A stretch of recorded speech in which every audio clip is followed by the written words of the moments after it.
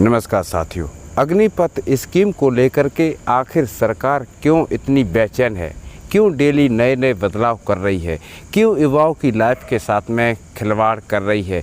क्या रक्षा मंत्री जी या केंद्र सरकार अब सिर्फ यही कार्य करेगी कि अग्निवीर भर्ती जो है उसमें तरह तरह के बदलाव ही करती रहेगी। वीडियो में आगे बढ़ने से पहले आप सभी भाइयों से रिक्वेस्ट है, यदि अभी तक आपने भाई का चैनल सब्सक्राइब नहीं किया है तो चैनल को सब्सक्राइब कर लें, बेल आइकन को ऑल पर ज़रूर प्रेस कर दें, जिससे कि आने वाले हर अग्निवीर की अपडेट आप तक पहुंचती रहे। दोस्तों, कांग्रेस सरकार और विपक्ष की जितनी भी पार्टियां हैं, अब उनके पास एक बड़ा मुद्दा बन गया है अग्निपथ स्कीम। क्योंकि जब राहुल गांधी जी ने भारत जोड़ो आंदोलन शुरू किया था, उस समय सबसे बड़ा मुद्दा बना हुआ था अग्निवीर आर्मी भर्ती को लेकर के।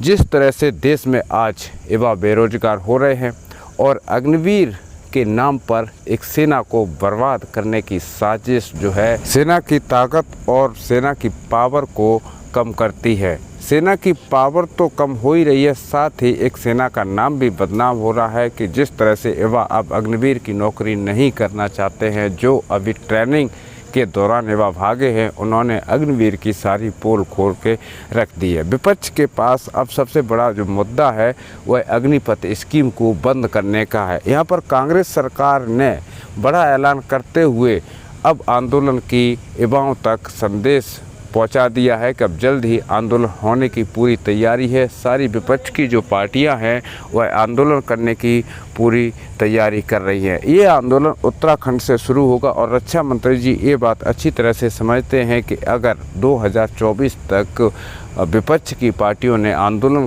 किया और अग्निपथ स्कीम का विरोध किया तो किसी भी कीमत पर ये अग्निपथ स्कीम सक्सेस नहीं होने वाली है।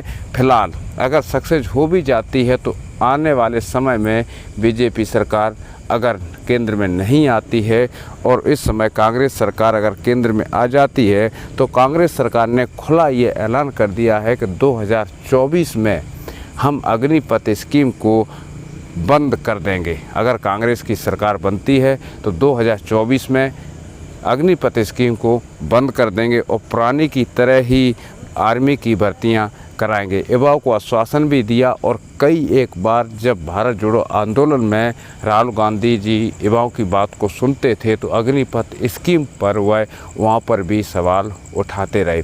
लेकिन अब बात यहाँ पर आ जाती है कि क्या जो युवा अभी तक भर्ती हो गए हैं उनको भी अग्निवीर रहेंगे या फिर परमानेंट होंगे। तो जब अग्निपथ स्कीम ही बंद हो जाएगी तो जो युवा अभी भर्ती हो गए हैं अग्निवीर के नाम से वह भी परमानेंट एक सैनिक ही कहलाएंगे। ये बीजेपी की कोई पहली चाल नहीं है। बीजेपी सरकार जब 99 का कारगिल युद्ध हुआ उसके बाद में बीजेपी सरकार ने 2023 में अर्धसैनिक बलों की पेंशन को भी बंद कर दिया था। फिलहाल बीजेपी सरकार ने केंद्र सरकार के जो बजट होते हैं, जो पे कमीशंस होते हैं, यानी 7वां पे कमीशन भी केंद्र के कर्मचारियों का नहीं उठाया और आगे भी पे कमीशन ख़त्म कर दिए। अब सेना की भी पेंशन बंद करने की ये पूरी तैयारी है। नाम बदल करके अग्निवीर रख करके और एक सेना को बर्बाद करने की साजिश है। जब देश के ऊपर कोई संकट आता है तो ऐसे में ना ही तो रक्षा मंत्री जी दिखते हैं और ना ही प्रधानमंत्री जी दिखते हैं तो एक आम परिवार से बिलोंग करने वाले वो सैनिक जो सरहद पर खड़े होते हैं, अपने देश की सीमा के लिए अपने प्राणों की न्यौछावर कर देते हैं। उस समय रक्षा मंत्री जी और प्रधानमंत्री जी बोलते हैं कि हम शहीद के परिवार को 50 लाख रुपए का ऐलान करते हैं। अब उनसे ये पूछा जाए, अगर आप 50 लाख रुपए एक सैनिक बॉर्डर देश के खाते शहीद हुआ उसको आप 50 लाख रुपए देने की बात करते हैं, लेकिन एक विधायक और सांसद जब अपने हवेली के अंदर अपने बंगले के अंदर हार्ट अटैक से मर जाता है उसको कितने करोड़ रुपए आप देते हैं। अगर आप एक सैनिक की कीमत 50 लाख रुपए समझते हैं तो अनपढ़ पटवारी जो विधायक बना बैठा है, सांसद बना बैठा है, उसको आप कितना पावर देते हैं। साथियों, ये वीडियो कड़वा ज़रूर है लेकिन सच्चाई यही है कि हमारे हित के लिए सरकार जो आपको चुननी चाहिए, मुझे तो नहीं लगता कि बीजेपी सरकार हमारे हित के लिए है। ये युवा विरोधी सरकार है। महंगाई के जो अरबपति करोड़पति जो पूंजीपति है उन्हीं की ये सरकार है।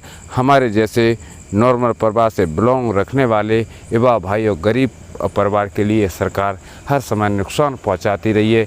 और अगर बात करूं तो युवाओं की लाइफ के साथ में सबसे बड़ा खिलवाड़ तो बीजेपी सरकार ने किया है। ना ही तो रोज़गार है, ना ही खाने के लिए भरपेट रोटी है।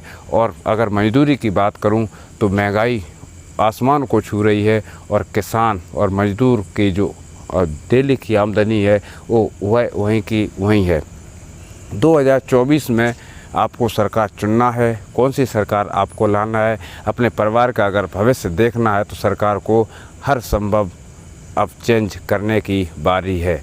इस वीडियो में फ़िलहाल इतना ही साथियों। यदि ये जानकारी आपको पसंद आई हो तो वीडियो को लाइक करें और चैनल को भी सब्सक्राइब करें। और साथियों वीडियो को अवश्य शेयर करें, क्योंकि अब वो दिन आने वाला ही है जिस दिन का आप लोगों को इंतज़ार था।